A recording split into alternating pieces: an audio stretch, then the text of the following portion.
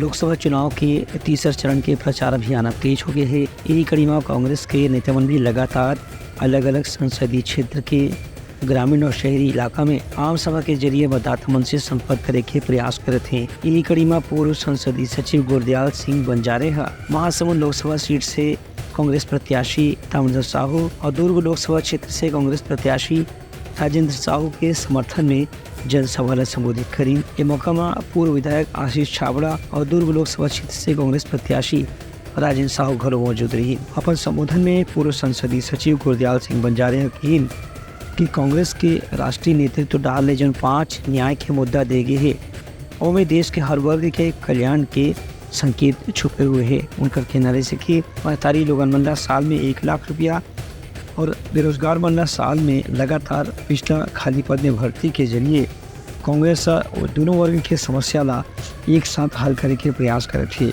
एक अलावा आरक्षण के मुद्दा में भी कांग्रेस हार ने बड़े कदम उठाए जाही जेकर से कमजोर वर्ग के आरक्षण ला पर्याप्त ढंग से लागू करे जा सके। Bureau report Uttarakhand news.